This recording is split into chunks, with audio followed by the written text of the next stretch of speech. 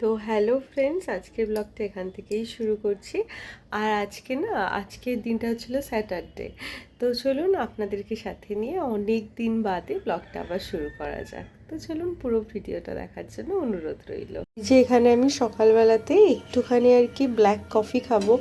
তো কালকে না রাতে ঘুমটা ঠিকঠাক হয়নি, এই জন্য এখানে কফির জন্য জল গরম করতে বসিয়ে দিয়েছি। আর আজকে দুপুরবেলাতে সেরকম রান্না করব না, কালকের ভাত ছিল সেটা দিয়ে পোখারো করে রেখে দিয়েছি। আচ্ছা, পোখারোর কথাতে বলে রাখি, পোখারো হলো ভাত আর দই আর জল একসাথে দিয়ে মানে পান্তা করাটাকেই পোখারো বলে। তো এখন সকালবেলাতে এই যে চা নিয়ে নিয়েছি, এখন আর যদিও সকাল নয়, এখন ঘড়িতে প্রায় বাজে হচ্ছিল 1টা।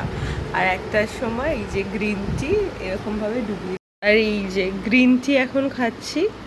লিফটনের গ্রিন টিটাই আমরা খাই জেনারেলি।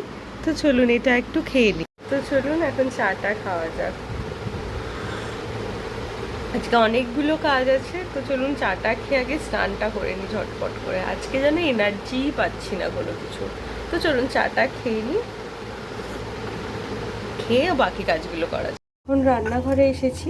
রান্নাঘরে এসে ওই পোখারোর সাথে খাওয়ার জন্য এখানে আলুটাকে নুন আর হলুদ দিয়ে আর একটু লঙ্কার গুঁড়ো দিয়ে ভালো করে মেখে জাস্ট ঢাকা দিয়ে রেখে দেবো। বেশিক্ষণ নয়, 5 মিনিট মতো ঢাকা দিয়ে রেখে দেবো। আর একটু আগে আমার বড় ঘুম থেকে উঠলো, তাই ওর জন্য এখানে আমি চা বসিয়ে দিয়েছি।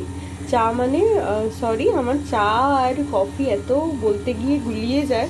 আমি ওর জন্য এখন ব্ল্যাক কফি করব। আমি খেয়েছি গ্রিন টি, বাট ও খাবে বললো ব্ল্যাক কফি উইথ লেমন। এই যে একটা লেবু নিয়ে নিয়েছি, এই লেবুটা দিয়ে এখন ওর কফিটা বানিয়ে নেবো।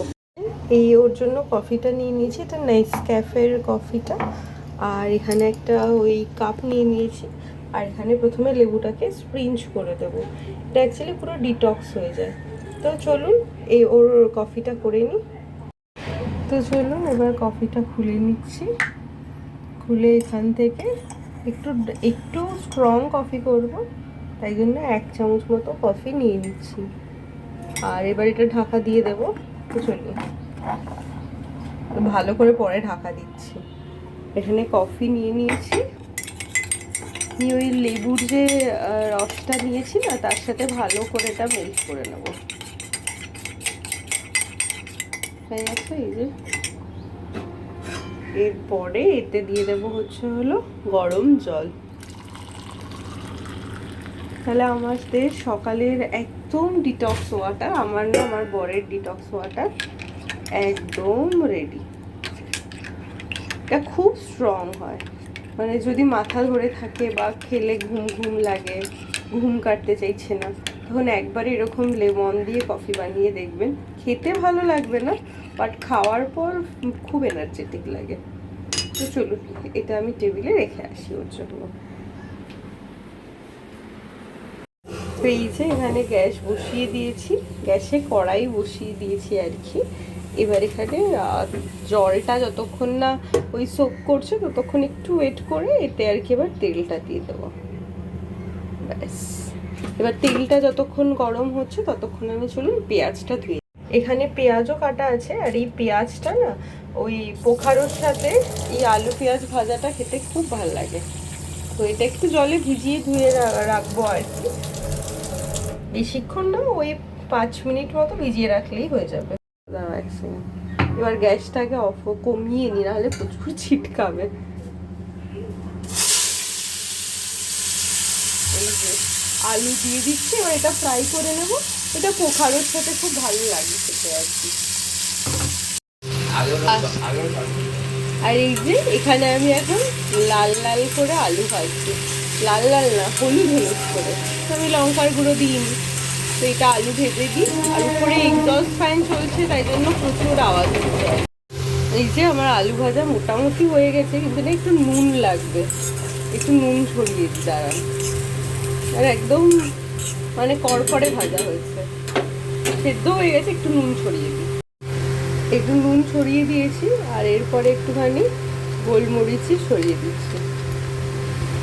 এটা গোলমরিচটা দেওয়াতে না, মানে যারা নিরামিষ খাচ্ছেন তাদের জন্য একটা বেশ ভাল লাগা তৈরি করে।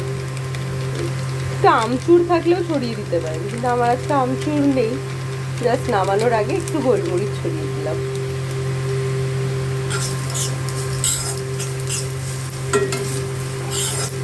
চলুন গ্যাসটা এবার অফ করে দিচ্ছি, এবার বেরেস্তাটা করে নেব।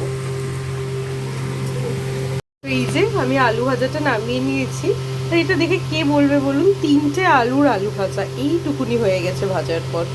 এবার খাবার টেবিলে এটা রেখে আসি। এই যে এখানে পোখারোটা নিয়ে নিয়েছি, এই যে এর মধ্যে দই ভাত সব আছে একসাথে।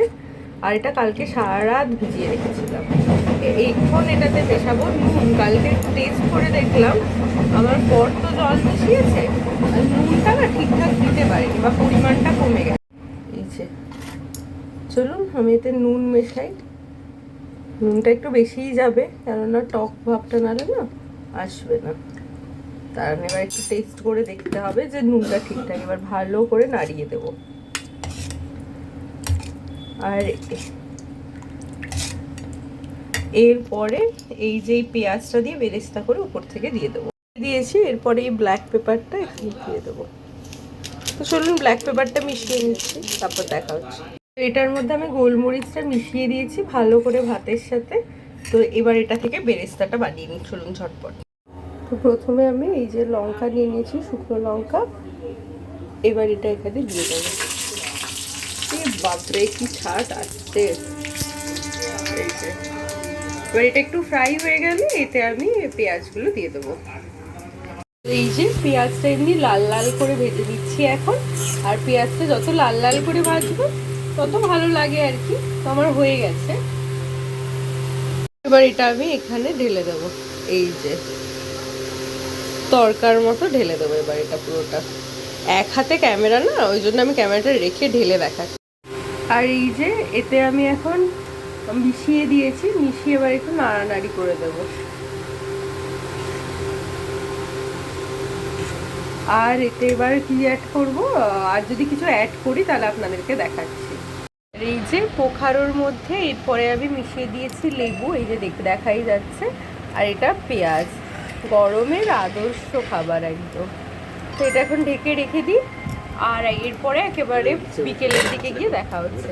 আর ওই দেখুন, খাও খাও খাও খাও খাও খাও খাও খাও খাও। ও মা, আমরাও খাচ্ছি, ও খাচ্ছে, বাধ্য সন্তান। কেন কেন।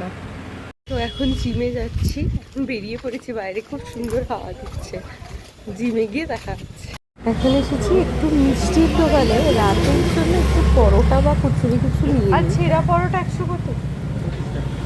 100 ছেঁড়া পরোটা দিল। জিমে গিয়ে বা জিম থেকে ফেরার সময় আর ক্যামেরা অন করতে পারিনি। এত গরম না চারিদিকে, আর ইচ্ছে করছিল না ক্যামেরা অন করতে।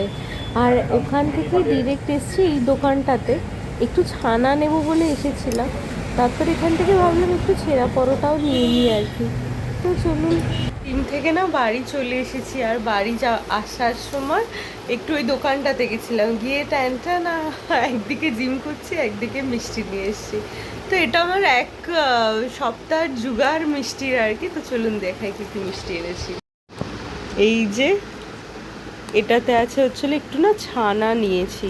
কেন বলুন তো ছানাটা নিয়েছি, আসলে আমার বর তো সুইমিং করে।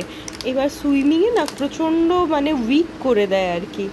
সরি, এটাতে আছে হচ্ছিল সীতাভোগ। এই যে কেমন দেখেই লোভ লাগছে। এরপরেই ঝুলি থেকে বেরোচ্ছে হলো, আর এত ট্রেনের আওয়াজ না, ট্যান ট্যানা রসমালাই। রসমালাই খেতে কাদের কাদের ভালো লাগে তারা অবশ্যই কমেন্ট করবে। এই যে, আর এখানে আছে ছানা। এটা আশা করছি ছানাই হবে, দেখা যাক।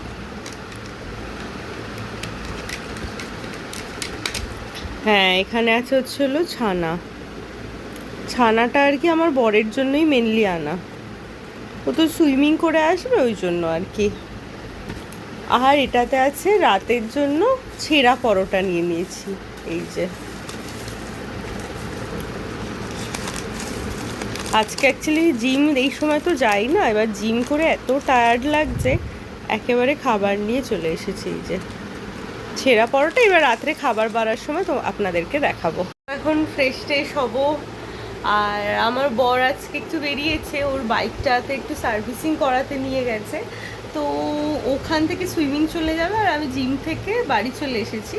এখন ফ্রেশ হব, প্রচণ্ড গরম বাইরে, তো ফ্রেশ ট্রেশ হয়নি, তারপর একেবারে ডিনার টাইমে গিয়ে দেখা হচ্ছে। হ্যাঁ, স্নানে গেছিলাম, মানে জিম থেকে এসে একটু ফ্রেশ হবো বলে স্নান করে নিয়েছিলাম, এত গরম লাগছিল।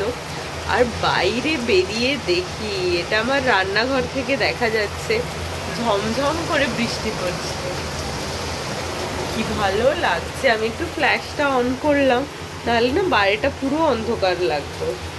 কি সুন্দর লাগছে, আমার গাছের জলগুলো, মানে গাছগুলো একটু জল পাবে।